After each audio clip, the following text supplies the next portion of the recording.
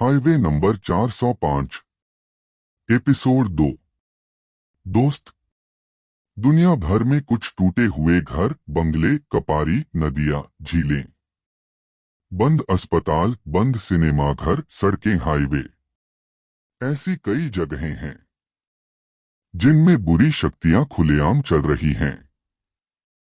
वह वॉकर रात के समय वहां रहने वाले राहगीरों के पास आता था, लेकिन किसी कारणवश वह कालोखा का तिमिर दरवाजा खुल जाता है तो उस स्थान पर भटकने वाली आत्माएं बाहर आ जाती हैं और उन स्थानों पर अपना ठिकाना बना लेती हैं।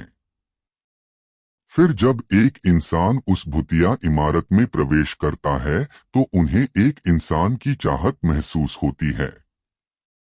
उन आत्माओं की जो भी इच्छाएं, आकांक्षाएं छूट जाती हैं, वे उन्हें पूरा करने में लग जाते हैं।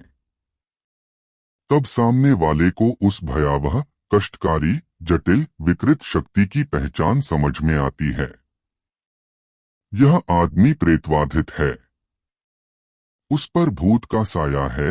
फिर शुरू होता है मांत्रिक तांत्रिककरण। 100 में से 90% उस अघोरी शक्ति से जीवित रहते हैं, लेकिन बाकी लोग उस अघोरी शक्ति का शिकार हो जाते हैं। बहरहाल, आइए कहानी पढ़ते हैं। राजमार्ग संख्या 405 रेगिस्तान का 5 घंटे का विस्तार है। वहां एक राजमार्ग है। ये राजमार्ग परिवर्तन व्यापक रूप से अफवाह हैं। आइए अफवाहों में से एक को देखें। कहा जाता है कि कई साल पहले इसी हाईवे पर एक सड़क थी। कहा जाता है कि हाईवे बनने से कई साल पहले इस हाईवे पर हरे पेड़ों का घना जंगल था। इस जंगल में सदैव शांति थी, परम शांति। इसी शांति का फायदा उठाकर भद्रकाल नाम का एक अघोरी इस जंगल में आया। उसे सबक सिखाना ही था। वे शांति को विद्या पढ़ाना चाहते थे। शांति उन्हें यहीं मिल गई, इसलिए उन्होंने नैवेद्या की तैयारी शुरू कर दी। 50 दिनों तक उन्होंने कुछ खाया पिया नहीं, ही आंखें बंद कर लीं और ध्यान में बैठे रहे। चूंकि आज विद्या का आखिरी दिन था, इसलिए कुछ देर में उसे विद्या का पता चलने वाला था। लेकिन किस्मत कब और कैसे करवट लेगी, ये नीति के हाथ में होता है। एक गांव में 10 लुटेरों ने बड़ी डकैती डाली थी। बोरे में सोना और पैसा चोरी हो गया। जब बताया गया कि चोरी हुई है तो माहौल गर्म हो गया। लोग गुस्से से भड़क उठे, इसलिए ये सभी लुटेरे हर बार इसी जंगल में छुपे रहते थे जब तक मौसम ठंडा न हो जाए।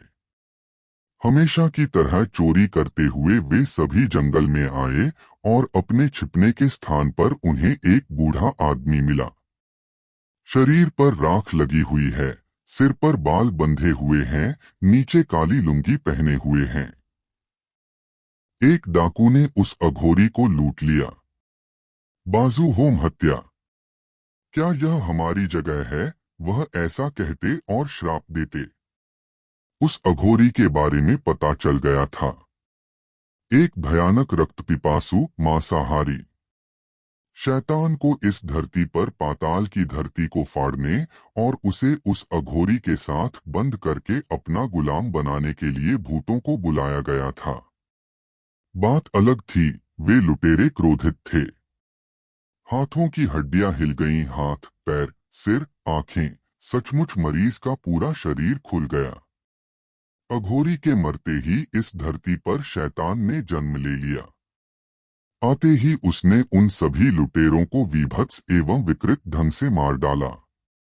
वह जंगल में एक खुले जानवर की तरह व्यवहार करने लगा। जंगल में जो स्त्री पुरुष जंगल में जाते थे, वे उस जंगल से वापस नहीं आते थे। फिर जो पुरुष लापता आदमी की तलाश में निकलते हैं, उन्हें वह लापता महिला एक आदमी की लाश या यूं कहें कि मिल जाती है। हम एक हड्डी भी नहीं लेना चाहते। पेड़ के तने के पीछे से कोई छुपकर जा रहा है। ऐसा लगता है कि पीछे कोई है, लेकिन जब मुड़कर देखते हैं तो कोई नहीं होता। कभी कभी हंसी की आवाज आती है। क्या अलग अलग तर्क फैलने में कुछ समय लगता है। आखिरकार इंसानों ने जंगल की खोज बंद कर दी। धीरे धीरे जंगल खत्म हो गए। फिर जब अंग्रेज भारत पर राज करने लगे तो एक अंग्रेज जनरल ने इस जंगल में कत्लेआम कर दिया। क्या आपने समंद के जंगल को समतल कर देंगे। जंगल साफ करने के लिए भेजे गए सैनिकों में से हर दिन 1 या 2 सैनिक अचानक गायब हो जाते थे। वे कहाँ जा रहे हैं, कैसे गायब हो जाते हैं, उसका शव नहीं मिल पा रहा है।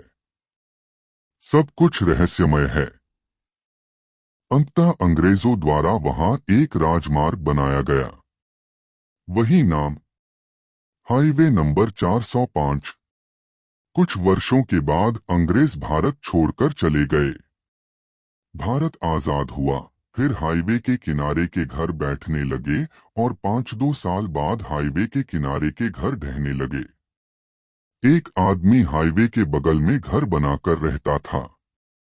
तो हुआ ये कि जैसे जैसे दिन चढ़ता गया, रात के अंधेरे में हाईवे इलाके में कुछ अशोभनीय हरकत होने लगी। रात रात भर दरवाजे का हैंडल खटखटाया जाता।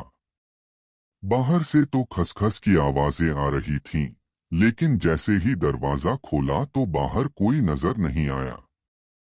इतना कहने के बाद युवक ने वीडियो कॉल खत्म होते ही फोन रख दिया, मेज पर रख दिया। जहां फोन रखा था उसके बगल में एक फोटो फ्रेम था। इसमें शायना के साथ यह युवक दोनों कैमरे परी को देखकर मुस्कुरा रहे थे। और यह युवक निश्चित रूप से नील था। हाँ, यह नील था, शायना का बॉयफ्रेंड। दोनों एक दूसरे से बहुत प्यार करते थे और जल्द ही शादी कर ली। नील के एक हाथ पर प्लास्टर लगा हुआ लग रहा था, इसलिए शायना उसे अपने साथ नहीं ले गई। शायना एक बिजनेस वुमन थी।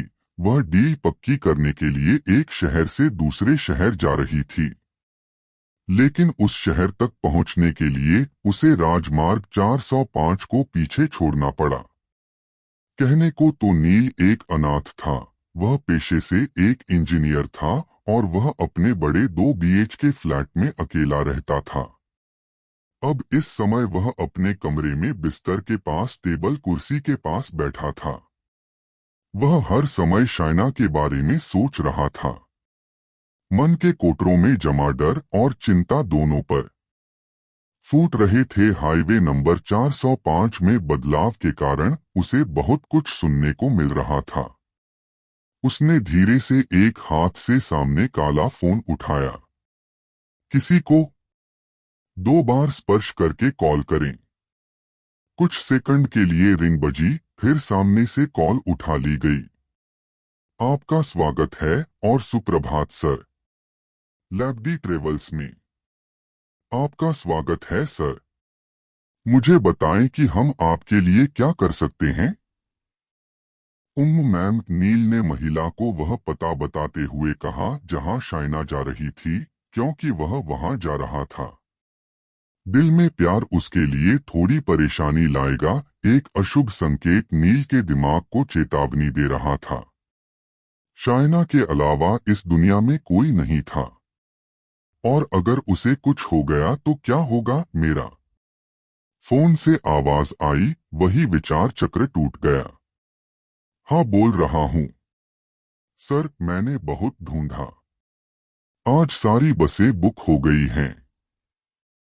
प्लीज मैडम, मेरी आपसे विनती है, कृपया देखें कि क्या हो रहा है, प्लीज। अरे, मेरे हाथ में चोट के कारण प्लास्टर लगा हुआ है, नहीं तो मैं अपनी कार ले जाता। ठीक है, रुको सर, मैं कोशिश करता हूँ। एक पल के लिए मोबाइल से आवाज बंद हो गई, फिर सुनाई दिया, हम सर, एक बस है, वह वहीं जा रही है। बट महिला ने बात करना बंद कर दिया। उम्मा, क्या समस्या है? क्या सीटें नहीं हैं? क्या बैठने के लिए कोई जगह नहीं है? देखो, अगर मुझे सीट नहीं भी मिलती है तो भी मैं बस के शीर्ष पर बैठूंगा, अन्यथा मैं खड़ा रहूंगा। कृपया मेरा टिकट बुक करो। नील के व्यवहार पर महिला थोड़ा हंसी। ऐसा कुछ नहीं है सर। समस्या यह है, वह बस एक कॉलेज के लड़के को यात्रा पर ले जाने वाली है और बैठने के लिए जगह नहीं है। बस मुझे बताएं कि क्या आप चल सकते हैं। मैं आपको बता दूंगा, महिला ने कहा। अरे कोई दिक्कत नहीं, आप बिना किसी झंझट के बुक कर लीजिए। ठीक है सर, मैं तुरंत वहां फोन करूंगा और फिर आपको बुलाऊंगा। ठीक है मैडम, मैं इंतजार करूंगा। फोन कटते ही नील ने कहा। उसने अपनी एक जेब से एक सिगरेट का डिब्बा निकाला जिसका ढक्कन सफेद था और उस पर अंग्रेजी में गोल्डमैन नाम लिखा हुआ था। फिर सफेद सिगरेट में से एक सिगरेट निकालकर अपने होठों से लगा लें। उसने सिगरेट का डिब्बा वापस अपनी पेंट की जेब में रख लिया। इस बार उसने लाइटर निकाल लिया। फिर उसने लाइटर जलाया और अपने होठों में पकड़ी हुई सिगरेट सुलगा ली, कुछ समय के लिए एक झुरकिया के साथ। जैसे ही टेबल पर रखा काला फोन बजा, उसने हल्के से सिगरेट का एक बड़ा कश अपने मुंह में लिया, उसे दूसरे हाथ की चिमटी में पकड़ा। फिर उसी हाथ से कॉल रिसीव किया। नमस्ते महोदय। कई बार पहले आने वाली महिला ही फोन करती थी। बात मत करो मैडम। नील ने धीरे से सिगरेट का कश खींचा। मुंह से निकलेगा धुआं। Sir happy journey. आप वह बस ले सकते हैं। और इतना कहकर महिला ने बताया कि बस कहाँ मिलेगी। फिर नील ने ऑनलाइन पेमेंट किया और फोन रख दिया। क्रमश